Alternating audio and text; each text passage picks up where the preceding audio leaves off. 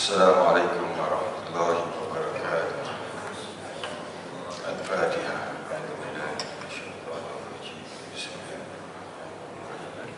Alhamdulillahirabbil alamin. Iyyaka na'budu wa iyyaka nasta'in. Ihdinas siratal mustaqim, siratal ladzina an'amta 'alaihim ghairil maghdubi 'alaihim waladdallin.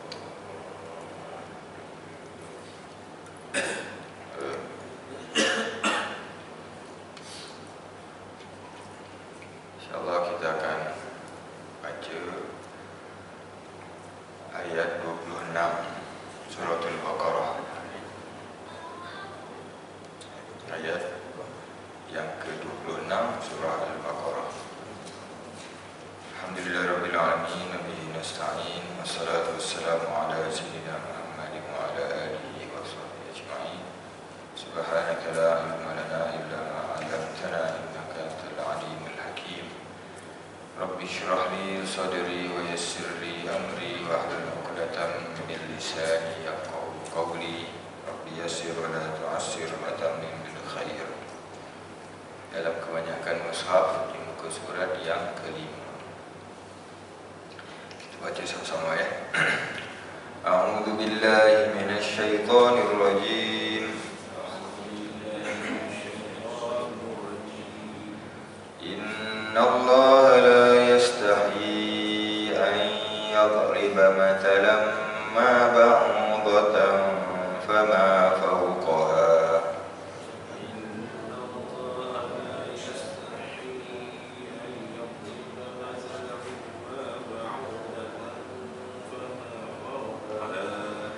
فأما الذين آمنوا فيعلمون أنه الحق من ربهم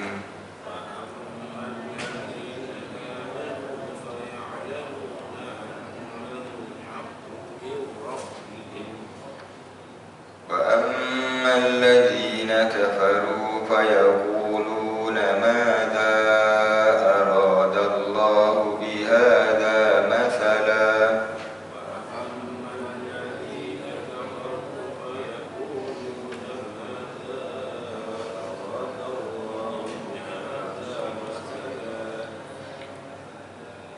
يضل به كثيرا ويهدي به كثيرا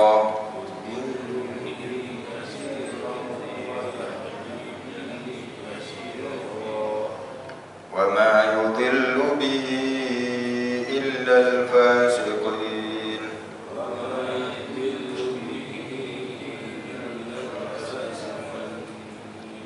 Sesungguhnya Allah tidak malu membuat perbandingan apa sahaja, seperti nyamuk hingga ke sesuatu yang lebih daripadanya, yaitu kalau orang-orang yang beriman, maka mereka akan mengetahui bahawa perbandingan itu benar dari Tuhan mereka. Dan kalau orang-orang yang kafir pula, maka mereka akan berkata, apakah maksud Allah membuat perbandingan atau perumpamaan dengan ini? Jawabnya, Tuhan akan menjadikan banyak orang sesat dengan sebab perbandingan itu, dan akan menjadikan ramai orang mendapat petunjuk dengan sebabnya. Dan Tuhan tidak akan menjadikan sesat dengan sebab perbandingan itu, melainkan orang-orang yang fasik. Alladzina yanquduna ahdallahi min ba'di mitsaqih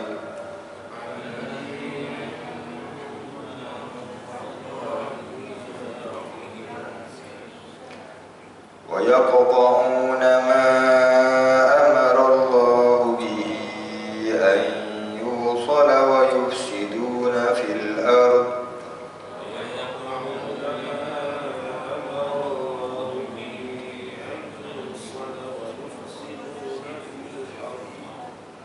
ulaika humul khasirun.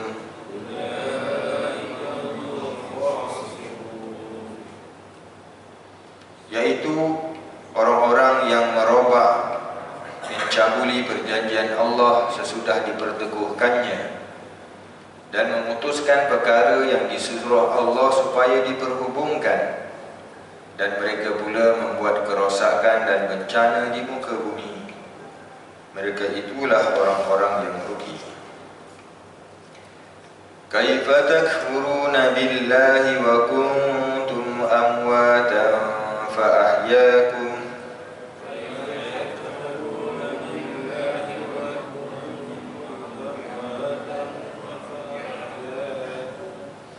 Thumma yumitukum thumma yuhyikum thumma ilaihi turja'un.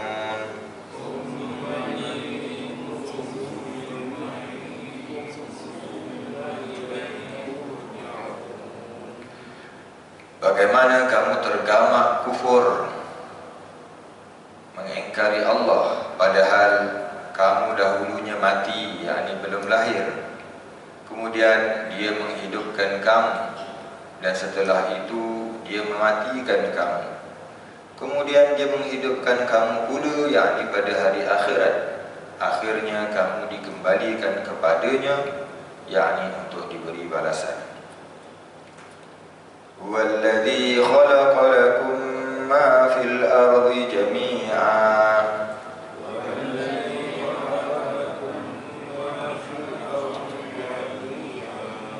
thumma istawa ila as-samaa'i fasawwahunna sab'a samawat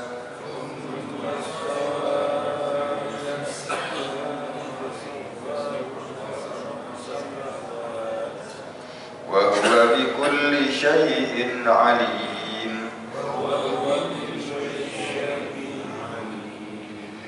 Dialah yang telah menjadikan untuk kamu apa yang di bumi ini seluruhnya. Kemudian Dia menuju dengan kehendaknya ke arah langit, yakni bahan-bahannya. Lalu dijadikannya 7 langit dengan sempurna. Dan Dia Maha mengetahui akan tiap-tiap sesuatu. Shadaqallahul azim. Maha benarlah Allah yang Maha Agung. Ayat 26 hingga 29 Surah Al-Baqarah, 4 ayat. Inna Allah la yastahi an yadriba mathalan ma. Sesungguhnya Allah tidak malu membuat perumpamaan apa sahaja. Ba'udatan fama fawqaha, nyamuk atau yang selepasnya, atau dalam terjemah lain disebut atau yang lebih kecil daripadanya. Orang-orang yang munafik dan kafir mencari-cari pasal untuk membuat bantahan terhadap Nabi sallallahu alaihi wasallam. Dalam wahyu Allah, antaranya Allah membuat perumpamaan, perbandingan, misalan. Antaranya tentang nyamuk, ada tentang lalat. Allah umpamakan orang yang mempersekutukan Allah dengan yang lain seperti labah-labah membuat sarang. Ini dalam surah Al-Ankabut. Sarang laba-laba adalah sangat rapuh. Begitulah keadaan orang yang bergantung kepada sembahan yang lain daripada Allah. Rapuhlah pegangannya. Tuhan pernah membuat perumpamaan dengan lalat. Orang-orang yang musyrik, yang mereka sembah itu, patung-patung itu, jangankan nak membuat alam semesta, nak membuat lalat pun mereka tidak mampu.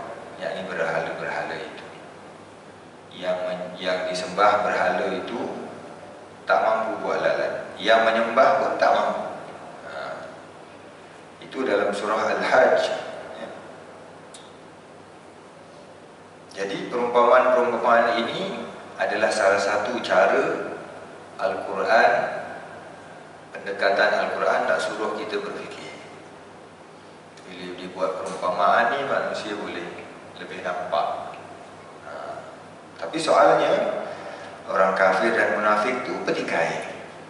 Kenapa buat perumpamaan benda-benda kecil macam tu. Benda-benda yang mereka sebut remeh-temeh, benda kecil. Soalnya yang membuat perumpamaan itu Allah, bukan Nabi SAW pandai-pandai, tapi Allah Ta'ala yang buat. Orang munafik tidak melihat isi perumpamaan itu, tapi mencari kelemahan pada perumpamaan yang dibuat. Kata mereka perumpamaan itu perkara kecil, laba-laba, lalat dan seumpamanya. Allah Ta'ala jawab, Allah Ta'ala tak ada rasa malu walaupun buat perumpamaan dengan nyamuk yang lebih kecil daripada lalat, lebih kecil daripada laba-laba, ataupun makhluk lain yang lebih kecil. Sebab semuanya makhluk Allah Ta'ala, padahal pada semua itu ada kehebatan yang tersembunyi. Tujuan mereka hendak meremehkan Rasulullah SAW, tapi Allah sendiri menjelaskan bahawa apa yang dikatakan Muhammad itu bukanlah katanya, dan perumpamaan itu bukanlah daripada dia, tapi daripada Allah sendiri. Seolah-olahnya Allah jawab, aku sendiri yang buat. Dalam Quran ni ada sekitar 80 lebih, kalau tak silap 88 perumpamaan. Perbandingan dengan haiwan, perbandingan hujan. Perbandingan hujan ni dalam ayat sebelum ni lah, tentang orang munafik.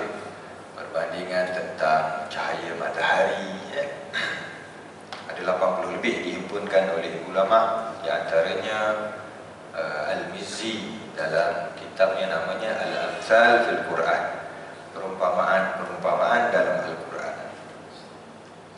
Mengambil perumpamaan daripada nyamuk atau agas atau yang lebih kecil dari nyamuk, Allah tidak segan, tidak malu. Orang beriman tahu ini daripada Allah. Artinya, kalau perumpamaan itu tidak penting, tidaklah Tuhan akan mengambilnya menjadi perumpamaan. Itu yang beriman. Mudah-mudahan kita lah termasuk golongan itu. Walaupun mungkin kita tak faham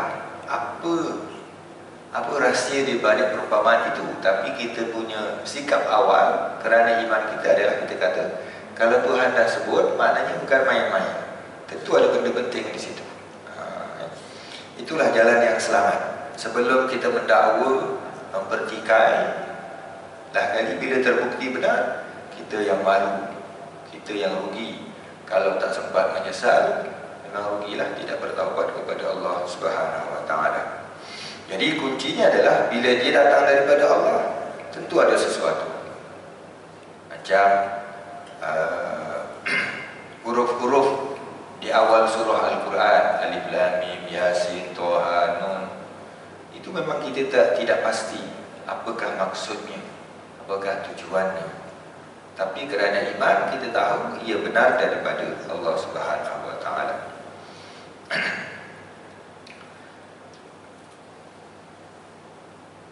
Orang-orang kafir kata, apa yang Allah hendak dengan perumpamaan ini? Apa kehendak Allah memukakan perumpamaan binatang yang hina seperti laba-laba, yang tidak ada erti seperti lalat, kadang-kadang keldai. Perumpamaan pasal keldai, Allah Ta'ala sebut, inna ankaral aswati la sawtul hamir. Sesungguhnya suara yang paling buruk adalah suara keldai. Memang buruk kan? Tempat kita jarang ada keldai lah. Kalau ada, buruk bunyi. Nak tiru pun tak pandai. Maknanya bunyi ayam lembu tu sedap lagi lah. Kadang-kadang anjing yang menghulurkan lidah, mathaluhum kamathalil kalb. Dalam Quran Allah sebut perumpamaan mereka itu seperti anjing. Kalau engkau beri sesuatu, dia jelikan lidah. Kalau engkau tak bagi pun, dia tetap jeli lidah. Memang anjing menjelikan lidah sebab dia nak hilangkan haba pada badan dia. Cara dia dengan menjelikan lidah, ada basah dia tu yang menyebabkan haba keluar melalui cecair yang terperuap tu lah, jadi wap. Tapi kalau manusia jeli lidah, memang maksudnya lain. Bila kita tengok anjing jeli lidah, memang kita rasa, kalau orang buruk benar. Tapi Quran kata ada orang yang macam itu, asyik nak je. Itu berkaitan dengan orang yang orang yang tahu tetapi tidak menggunakan pengetahuannya dalam surah lain. Maka Allah Ta'ala kata tersesatlah dengan sebabnya, yakni dengan sebab perumpamaan itu ramai manusia, dan yang dapat petunjuk pun ramai, tapi yang tersesat adalah orang-orang yang fasik. Dengan merenung ayat ini, apa yang timbul dalam hati kita? Kata pengarang, yang timbul ialah pertambahan iman bahawa Al-Quran ini memang diturunkan untuk seluruh masa dan untuk orang yang berfikir dan mencintai ilmu pengetahuan. Kita kena belajar, kita kena tambah ilmu.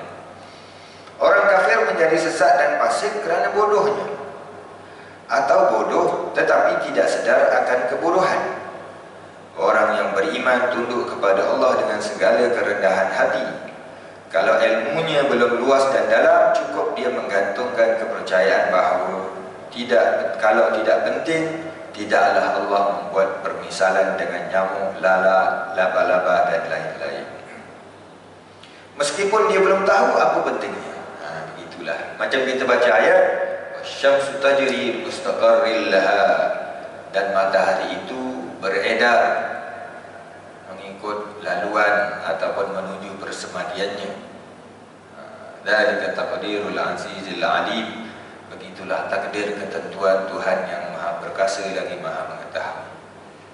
Bila Allah Ta'ala kata matahari itu berjalan, bergerak, kita yang beriman percaya matahari berjalan, bergerak.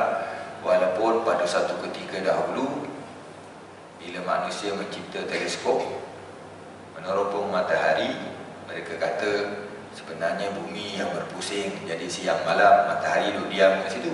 Kita mengelilingi matahari dalam tempoh setahun. Tapi orang beriman tentulah yakin bahawa Quran itu benar bila Quran kata matahari berjalan, bergerak. Walaupun ada yang cuba berkata matahari itu kelihatan bergerak, sebab kita duduk di bumi, kita tak rasa bumi bergerak, matahari lah yang kelihatan bergerak. Bila manusia cipta teleskop yang lebih besar lagi, membuat pemerhatian yang lebih lama lagi, yang lebih teliti, barulah manusia sedar bahawa matahari tidak duduk diam. Matahari juga beredar pada orbitnya yang lebih besar. Satu pusingan orbit matahari memakan masa 200 hingga 240 juta tahun. Maknanya bumi dah pusing keliling matahari 200 juta kali, matahari baru satu pusingan dalam orbitnya dalam galaksi Bima Sakti. Sebagaimana bulan mengelilingi bumi, bersama bumi mengelilingi matahari, matahari bersama bumi, planet-planet lain dan bulan-bulan mengelilingi orbit yang lebih besar dalam galaksi Bima Sakti. Jadi maknanya orang beriman yang yakin bahawa Quran benar, dia selamat, sebab dia tidak menuduh Quran salah sebut ketika Quran kata matahari bergerak, sebab ilmu manusia belum capai tahap itu. Yang manusia debatkan adalah bumi yang matahari yang mengelilingi matahari yang mengelilingi bumi, atau bumi yang mengelilingi matahari. Yang Quran kata matahari bergerak, Quran tak kata bumi mengelilingi matahari. Quran tak kata bumi mengelilingi matahari, Quran tak kata matahari mengelilingi bumi. Quran cuma kata matahari bergerak. Rupanya dua-dua tak tepat. Yang tepat adalah Al-Quran, kerana Quran cakap pasal benda lain. Jadi barangkali ayat-ayat yang kita belum fahami dalam Quran kerana ilmu kita belum cukup. Cukuplah kita buat perumpamaan, bila manusia melihat bintang bersinar pada waktu malam, semua orang lukis bintang bentuknya ada bucu, 4 bucu, 5 bucu kan? Bila orang cipta teleskop, tengok betul-betul semua bintang bulan, tak ada bucu. Jadi itulah hakikatnya bila kita ada pengetahuan yang lebih, ada teknologi yang lebih canggih, barulah kita faham hakikat sesuatu itu. Jadi oleh kerana Quran ini datang daripada Allah yang mencipta, maka semua yang Quran sebut adalah benar. Cuma mungkin manusia pada zaman tertentu belum dapat memahaminya. Kata pengarang lagi, Tetapi orang yang lebih dalam ilmunya benar-benar kagumlah dia akan kebesaran Allah. Maknanya bila disebut perumpamaan tadi, bagi orang yang mendalami ilmu, sama ada yang mengkaji ataupun yang membaca kajian orang, maka dia akan lebih kagum lagi. Di zaman moden ini kita sudahlah tahu bahawa perkara nyamuk atau agas bukanlah perkara kecil. Yang tadi orang kafir petikai, kenapa buat perumpamaan nyamuk, lalat? Lalat pun bukan lagi perkara kecil. Demikian mikroskop telah meneropong hama-hama yang sangat kecil, beratus ribu kali lebih kecil daripada nyamuk dan lalat. Apa isunya? Nyamuk malaria. Ini sebagai contoh, pada zaman kitab Tafsir Az-Zahani ditulis sekitar tahun, rasanya tahun 60-an, 70-an dulu ya. Pengarangnya meninggal tahun 81, Profesor Buya Hamka. Nyamuk malaria, nyamuk penyakit kuning, dan nyamuk yang menyebabkan penyakit tidur di Afrika. Mereka menyimpulkan bahawa bahaya nyamuk lebih besar dari bahaya singa atau harimau. Rupanya binatang yang kecil itu lagi bahaya. Harimau masuk kampung, seorang mati, dua orang mati, lepas tu orang tembak harimau tu. Nyamuk masuk kampung, nyamuk ini berapa banyak orang mati. Itu belum kita yang lebih kecil lagi macam COVID baru ni.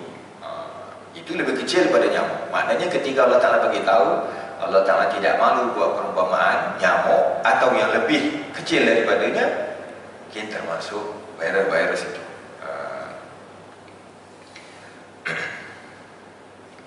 Di cerita sejarah sikit, di Sumatera beberapa puluh tahun lalu terkenal nyamuk malaria di panti dan penyambungan yang menghabiskan orang satu negeri. Penduduk Rau berpindah berbondong ke Malaya kira-kira 60 tahun yang lalu kerana dahsyatnya serangan penyakit malaria.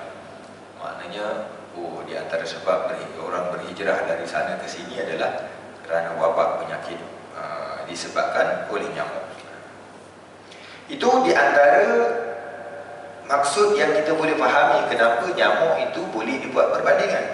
Ada kajian lain, orang buat kajian pasal nyamuk, bagaimana bentuk tubuh badan nyamuk itu, bagaimana cara dia menyedut darah, belalai dia, macam mana dia sedut darah masuk dalam badan dia. Yang bertelur, yang hisap darah nyamuk betina, yang berjantan tak. Hisap darah tu untuk membiarkan telur dia. Kemudian seekor nyamuk boleh mengesan manusia sejauh 1 kilometer. Kita duduk seorang-seorang sini, ada nyamuk 1 kilometer daripada kita, dia boleh tahu kita ada sini, dia datang hisap darah kita. Tapi hari ini dia tak datang kat kita lah, sebab dalam jarak 1 kilometer tu ada orang lain lagi. Dia jumpa orang lain dulu. Itu tentang nyamuk. Kalau lalat, perumpamaan tentang lalat, Allah Ta'ala cerita tadi, berhala yang disembah itu tak boleh mencipta lalat, walaupun lalat. Dan Allah Ta'ala sambung, wa in yaslubuhumul dhubabu syai'a la yastanqidhu minhu. Kalaulah lalat mengambil sesuatu daripada berhala itu, dia pun tak boleh selamatkan yang diambil itu. Ialah bila lalat singgah ke patung, ambil apa-apa, memang patung tu diam, tak buat apa. Tapi Allah Ta'ala kata lepas tu, dha'fa at-talibu wal matlub, lemahlah yang meminta, yakni yang menyembah berhala tadi, dan yang diminta, yakni berhala itu sendiri. Maknanya dua-dua lemah. Bila saintis buat kajian, lalat ni bila dihinggap pada sesuatu dia ambil, kita tak boleh ambil lagi benda yang dia ambil. Kenapa? Dia sedut benda tu masuk dalam badan dia, dalam perut dia, telur dia tukar jadi benda lain. Jadi maknanya berhala memang lemah, tak boleh ambil. Mungkin kita fikir manusia yang menyembah berhala boleh tangkap lalat tu, pukul atau tangkap, lepas tu belah badan dia dan ambil balik. Kalau dibelah badan lalat itu dan ambil benda yang lalat ambil daripada makanan ke apa contohnya, benda tu dah jadi benda lain. Betul lah Allah Ta'ala kata mereka tak boleh ambil balik benda yang lalat telah ambil. Dah jadi benda lain. Kalau umpamanya barangkali kalau kita makan nasi, kita makan rambutan, Bila orang nak ambil balik makan yang kita makan tu, dia tumbuk perut kita ke jolok tekak kita, keluar muntah, rambutan itu masih rambutan, cuma bercampur enzim lah. Nasi itu masih nasi, tapi lalat punya dah tukar. Dia lagi cepat proses dia. Secepat dia makan tu terus bertukar. Manusia lambat sikit. Kalau lembu makan rumput, dalam tempoh 8 jam baru jadi daging. Kalau babi makan makanan, dalam tempoh 2 jam dah jadi daging. Sebab tu babi lebih cepat biar. Jadi pada haiwan-haiwan ini sebenarnya ada benda-benda yang Allah Ta'ala letak, yang bila manusia kaji, manusia fikir, ada manfaat didapat daripadanya. Di antaranya adalah dalam bentuk perumpamaan. Tadi kita sebut pasal laba-laba, contoh yang diberi oleh pengarang. Laba-laba yang Allah Ta'ala cerita dalam Quran, sarang dia rapuh. Orang yang berpegang kepada Tuhan yang lain daripada Allah, Tuhan-Tuhan palsu itu, seperti orang yang buat sarang, seperti laba-laba buat sarang. Kemudian Allah Ta'ala kata, dan selemah-lemah rumah adalah rumah laba-laba. Sebab laba-laba buat sarang, sapu sekali hilang, rosak, tapi lepas tu dia buat balik. Tapi ada saintis kaji pasal sarang laba-laba. Sarang laba-laba tu bahannya kuat, cuma saiznya kecil. Itu menyebabkan dia rapuh. Kalaulah sarang laba-laba tu sebesar jari kita, katanya dia boleh menahan kapal terbang yang terbang. Itu yang mereka kaji. Lalu ada maksud lain rupanya. Maknanya sarang laba-laba tu lemah sebab dia kecil, tipis, halus. Bahannya sebenarnya kuat, bergantung kepada saiz dia. Tapi di balik itu ada kelemahan lain yang manusia jumpa tentang rumah laba-laba. Bukan tentang fizikal rumahnya, tapi rumah tangganya. Seekor laba-laba betina jauh lebih besar daripada seekor laba-laba jantan. 30 kali ganda lebih besar. Kalau laba-laba betina barangkali sebesar bulatan yang saya buat ni. Laba-laba jantannya adalah sebesar kuku atau lebih kecil lagi. Laba-laba jantan dia akan pergi dekat sarang laba-laba betina untuk mengawan. Bila dia mengawan, lepas mengawan dia kena lari. Kalau dia lambat lari, laba-laba betina tadi akan tangkap dia dan makan dia. Inilah rumah tangga yang paling sengsara. Bukan sekadar queen control, tapi queen eat. Laba-laba betina akan makan laba-laba jantan. Bila laba-laba betina bertelur, buat sarang, bertelur, bila anak-anak dia dah menetas keluar, anak-anak dia kena bertebaran lari. Kalau mereka lambat, ibu mereka akan makan mereka.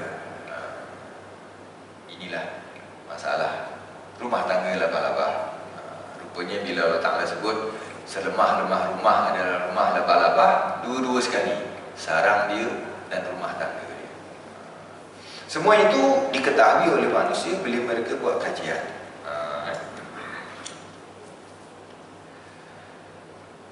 Jadi selain daripada laba-laba, lalat, nyamuk yang boleh mendatangkan macam-macam bahaya itu, maknanya kita faham bahawa makhluk-makhluk ini walaupun kecil tapi boleh mendatangkan macam-macam cabaran dalam hidup manusia. Sekarang dapatlah kita tahu penafsiran ayat lain yang Allah Ta'ala sebut dalam surah Al-Muddathir, wa ma ya'lamu junuda rabbika illahu, yang maksudnya dan tidak ada yang mengetahui tentera Tuhanmu melainkan dia. Allah Ta'ala boleh guna tentera macam-macam. Selalu kita tahu tentera Allah Ta'ala malaikat. Malaikat bantu orang beriman dalam perang, dalam jihad. Tapi ada tentera Allah yang lain, yang ketika Allah Ta'ala hantar, manusia tak boleh buat apa-apa. Macam tentera burung ababil yang membinasakan tentera bergajah Abraha. Kita lihat bagaimana Abraha yang bercita-cita nak merobohkan Kaabah, Allah Ta'ala tidak balas serangan dia dengan Allah Ta'ala hantar binatang yang lebih besar pada gajah, dinosaur ke. Tapi Allah Ta'ala hantar burung yang kecil, tetapi kalah habis tentera Abraha. Begitu juga nyamuk, macam wabak malaria, penyakit taun dan sebagainya, ini boleh menjadi tentera Allah bila Allah Ta'ala mahu gunakannya. Dalam perang Ahzab, Allah Ta'ala guna angin yang menyebabkan tentera musyrikin lari habis. Dalam kisah Nabi Musa AS, yang menjadi tentera Allah, enjin Allah menyelamatkan Nabi Musa adalah peti air sungai yang membawa Nabi Musa ke istana Firaun. Akhirnya Nabi Musa yang masih bayi diambil oleh Firaun, dibela oleh mereka. Padahal mereka cari satu negara Mesir nak bunuh bayi lelaki Bani Israel yang dibimbangi akan membesar menjadi pemuda yang akan menjatuhkan kerajaan Firaun. Tapi Allah Ta'ala hantar ke istana Firaun. Dan Firaun bila tengok bayi Nabi Musa dipuja oleh isteri dia, janganlah bunuh, kita buat anak angkat. Nabi Firaun kata, okeylah, satu kita lepas. Rupanya yang dilepas tu lah yang dicari. Tuan-tuan yang dikasihi rahmati oleh Allah Subhanahu Wa Taala. Jadi dengan perumpamaan itu ada manusia yang sesat dan ada manusia yang mendapat hidayah. Yang sesat hanyalah orang-orang yang fasik. Siapakah orang-orang yang fasik itu?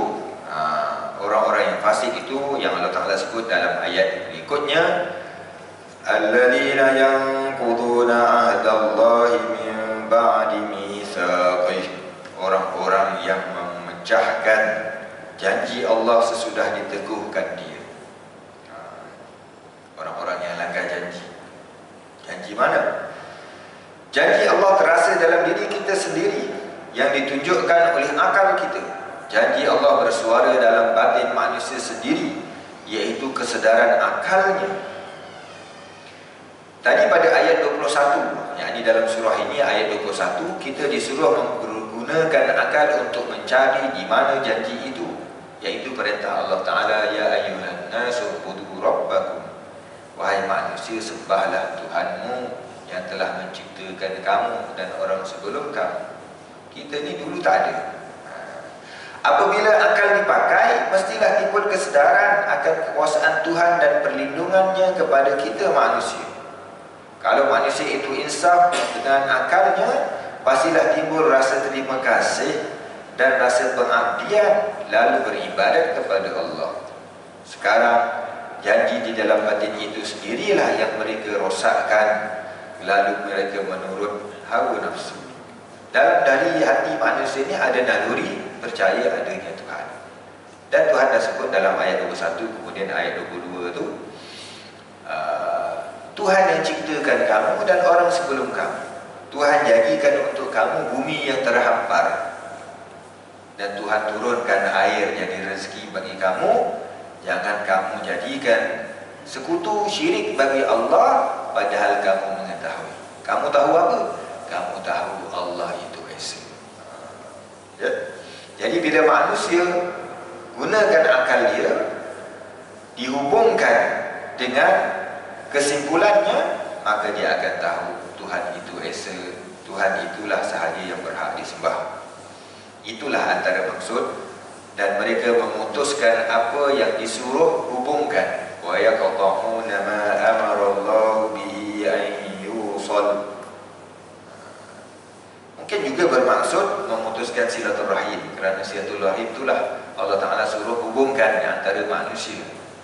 Kita jangan putuskan hubungan kekeluargaan dengan ahli keluarga kita. Sebab manusia inilah makhluk yang hidup berkeluarga.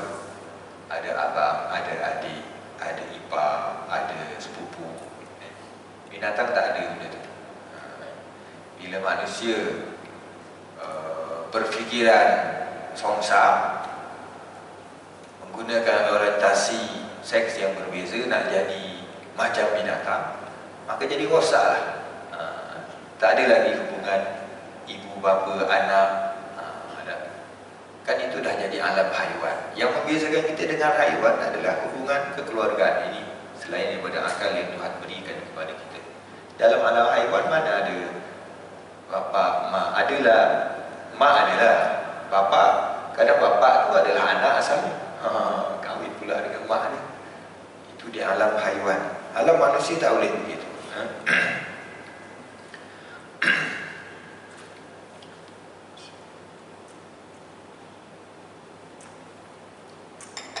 Sebagaimana orang-orang yang mengatakan dirinya free thinker, orang yang berfikiran bebas, katanya.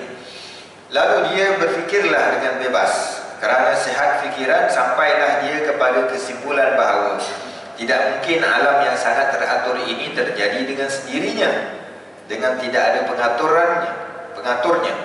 Fikirannya telah sampai ke sana, tetapi dia putuskan hingga di situ sahaja, tidak diteruskan sampai ke penghujung. Sebab itu dia telah jadi fasik. Orang yang mendakwa dia berfikiran bebas, terbuka, bila dipikir pasal alam ni, dia sedar alam ni ada pencipta, dia tak lanjutkan mencari siapakah pencipta itu.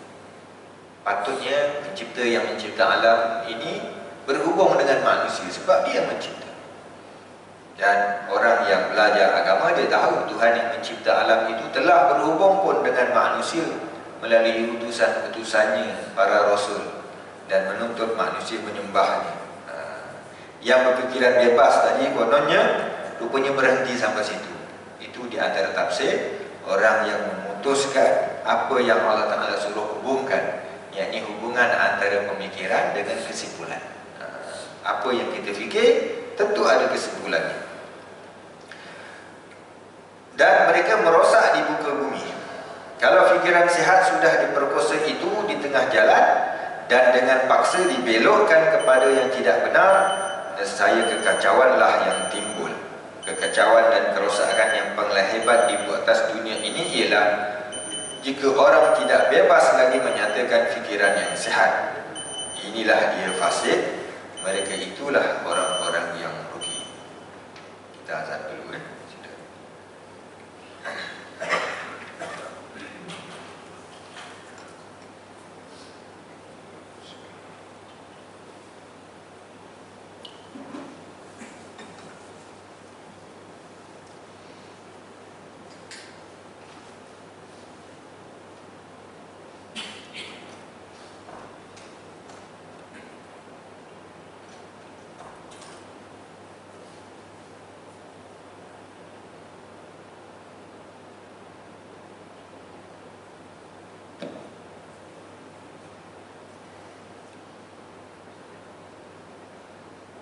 Allahu Akbar, Allahu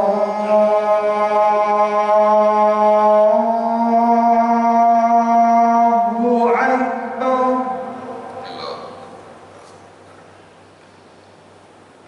Allahu Akbar.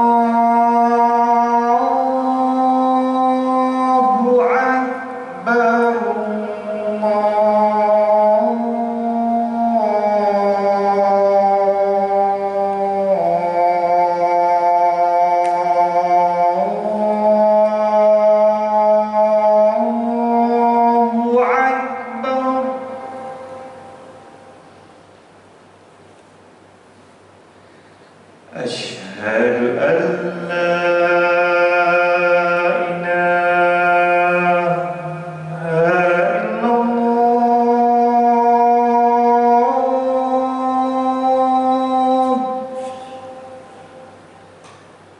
Asyhadu an la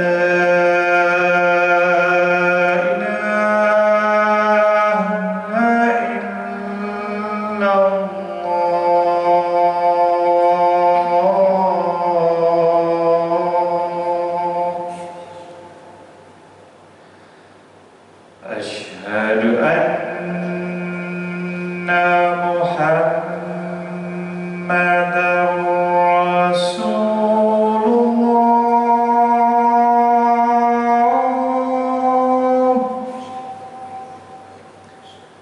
Asyhadu anna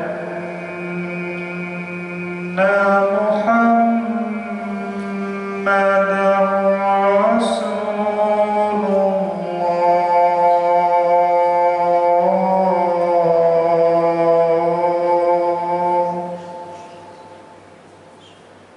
Hayya 'alas shalah.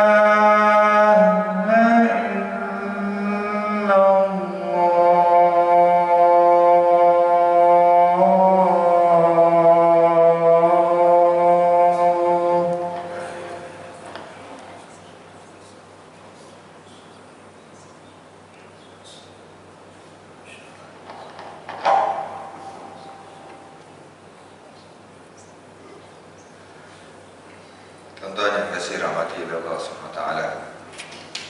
Ayat berikutnya ayat 28. Kaifa takfuruna billahi wa kuntum amwatan fa ahya.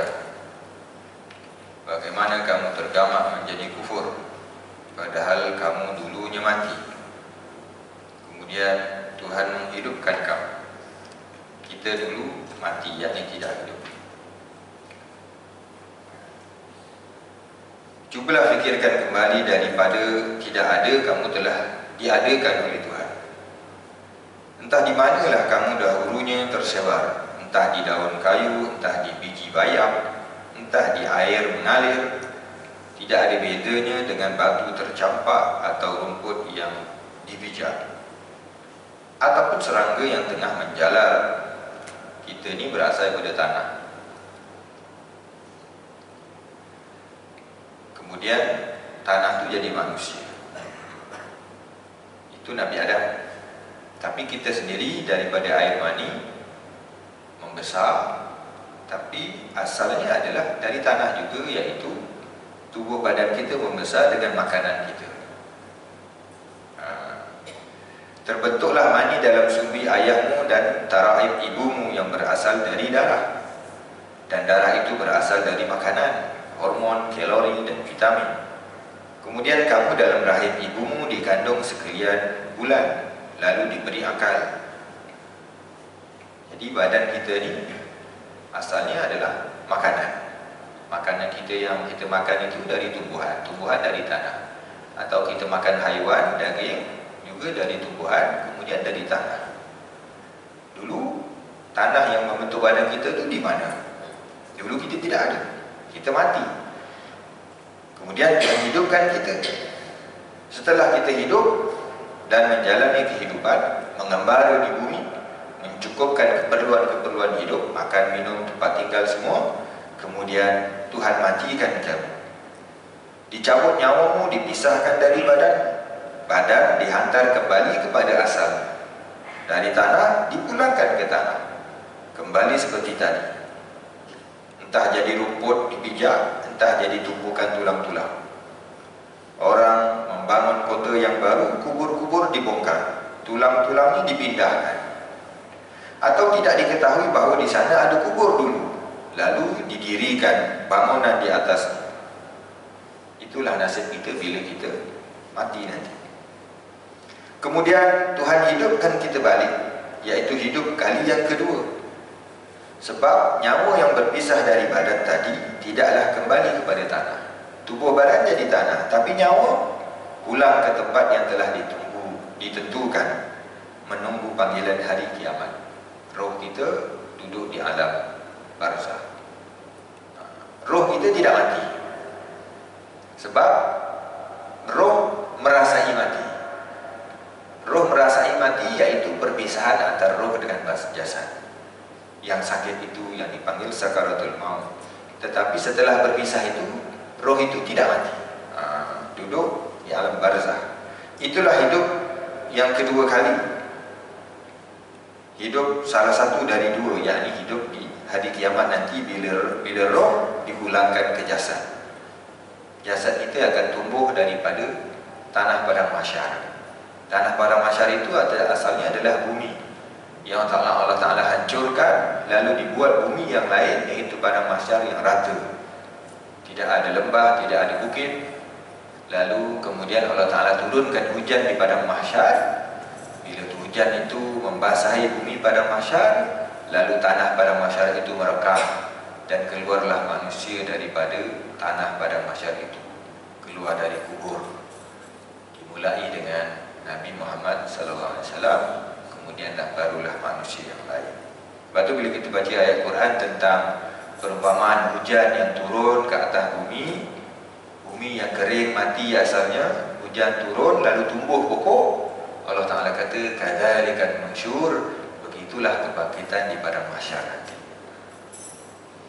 Hidup yang lebih tinggi dan lebih mulia, kerana di zaman hidup pertama dunia kamu melatih diri dalam kehidupan yang tinggi dan mulia. Atau hidup lebih sengsara, kerana memang dalam kehidupan pertama kamu menempuh jalan kesengsaraan itu. Lalu Allah Ta'ala kata, kemudian kepadanya lah kamu akan kembali. Tsumma ilaihi turja'un. Lalu ayat 29 Allah Ta'ala sebut, Walladzi khalaqa lakum ma fil ardi jami'a. Dialah yang menjadikan bagi kamu apa yang ada di bumi itu semuanya. Allah Ta'ala bagi tahu kepada kita, semua yang di bumi ini dicipta untuk kita. Alangkah besar dan agungnya kudrat Khaliq pencipta itu.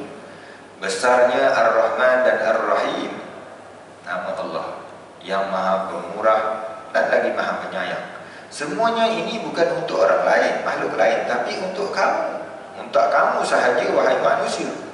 Sehingga air yang mengalir, lautan yang terbentang, kayu yang tumbuh di hutan, batu di sungai, pasir di pantai, untuk kamu. Binatang ternak, ikan di laut, untuk kamu. Allah Ta'ala cipta semua untuk kita. Dah ada dah. Kadang-kadang banyak, tak terhabis kita makan. Bila kamu gali bumi selapis dua lapis, bertemulah kekayaan. Ada minyak, ada uranium, besi, macam-macam logam. Dan diberi alat untuk mengambil manfaat dari sekalian pemberian rahmat itu, iaitu alatnya adalah akal dan ilmu pengetahuan. Cubalah perhatikan segala yang ada di sekeliling kamu ini dan bertanyalah kepada semuanya. Dan saya semua akan menjawab, kami ini dicipta untuk Tuhan, untuk kita manusia.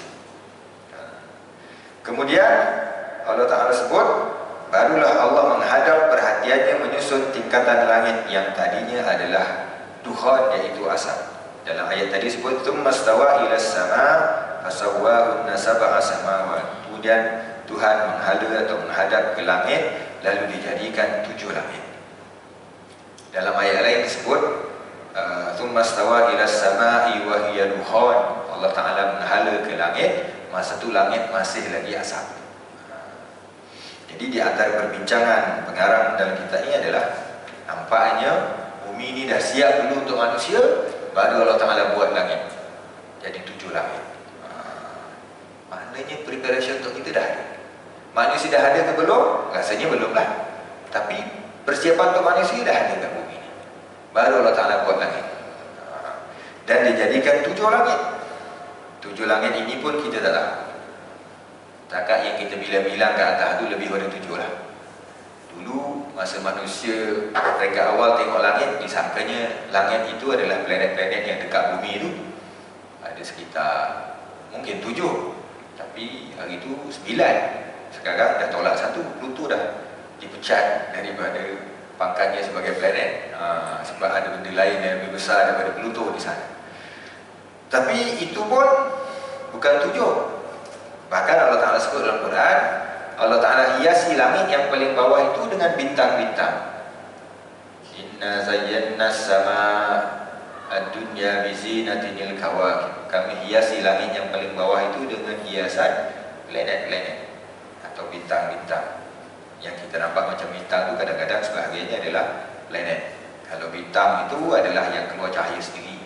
Kalau planet dia melantunkan cahaya matahari, lalu kita nampak cahaya daripada bumi macam bintang juga.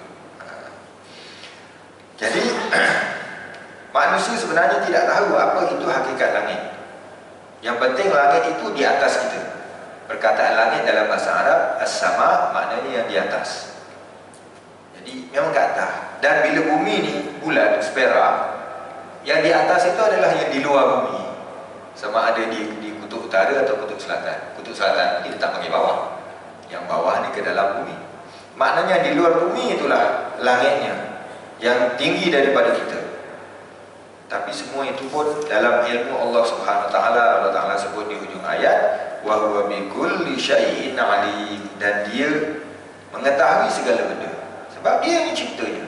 Kita hanya tahu yang dekat kita sahaja. Itu pun dah letih dah kita kaji. Kita kumpul maklumat dan sebagainya. Manusia nak kaji lebih awal, tulis. Kata pengarang ini, kalau manusia berumur panjang pun 1000 tahun, nak habiskan baca kitab-kitab yang digarang oleh manusia lain tak habis. Itu ilmu manusia tentang benda yang ada di bumi. Yang di luar bumi, yang jauh-jauh tu manusia dapat sikit-sikit lah berdasarkan pemerhatian. Nak kata pergi, tengok, pegang, belum lagi. Mungkin dah sampai bulan, tapi yang lain belum lagi.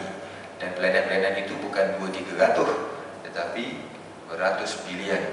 Dalam galaksi kita saja 200 bilion. Yang di luar lagi ada 500 bilion galaksi lagi yang baru dihitung oleh manusia dengan teknologi yang paling canggih. Jadi di manakah tujuh langit? Boleh jadi salah satu maksud tujuh itu adalah banyak, kerana tujuh digunakan dalam penggunaan bahasa Arab sebagai nak tujuh banyak. Boleh jadi memang tujuh, tapi tujuh tu mungkin yang 500 bilion galaksi ini baru langit pertama. Boleh jadi nanti ada lapis yang lain, Wallahu a'lam. Tapi Allah lah yang memberitahu kepada kita bahawa langit itu ada tujuh. Sama ada tujuh memang bilangan tujuh, ataupun tujuh tu maksudnya banyak.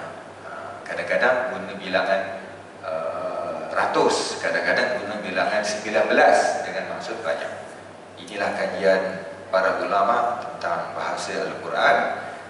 Boleh jadi maksudnya dari segi bahasa, boleh jadi maksudnya memang begitulah. Tapi selalunya dua-dua jalan sekali. Seperti firman Allah Ta'ala, ala ya'lamu man khalaq, tidakkah yang mencipta itu tahu? Ayat itu dalam surah Al-Mulk ada dua maksud. Satu maksudnya adalah yang mencipta tentu tahu yang dicipta. Yang kedua, ala ya'lamu man khalaq, maknanya tidakkah Tuhan mengetahui siapa yang dicipta? Oleh kerana kita ni Tuhan yang cipta, tentulah Tuhan tahu siapa kita. Jadi Tuhan tahu tu kerana Dia yang mencipta dan kerana kita dicipta oleh Dia.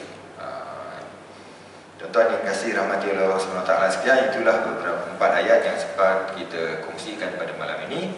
Mudah-mudahan menambahkan pengetahuan kita bahawa dalam Quran ada banyak perumpamaan yang suruh manusia fikir mengenainya supaya yakin dengan kekuasaan dan keesaan Allah Subhanahu Wa Taala, lalu mereka tunduk dan menyembah Allah Subhanahu Wa Taala. Sekadar itulah untuk malam ini. Kita tak ada apa-apa yang baik pada Allah Subhanahu Wa Taala, yang kurang dari kelemahan diri saya. Aku qauli hadza wa astaghfirullahal azim li wa lakum. Kita tangguh dengan tasbih kifarah dan suratul Asr. Subhanallah wa bihamdihi, subhanakallahumma wa bihamdika, asyhadu an la ilaha illa anta, astaghfiruka wa atubu ilaik. Bismillahirrahmanirrahim. Wal 'asri innal insana lafi khusr illa alladhina amanu wa 'amilus solihati wa tawassaw bil haqqi wa tawassaw bis sabr. Allahumma shalli 'ala sayyidina Muhammad wa 'ala ali Muhammad. Allahumma iftah 'alaina futuhal 'arifina bi hikmatika wa anshur 'alaina min khazain rahmatika ya dzal jalali wal ikram.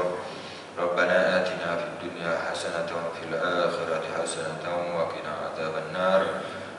Sallallahu ala sayyidina Muhammad wa ala alihi wa sahbihi wa sallam. Alhamdulillahirabbil alamin. Assalamualaikum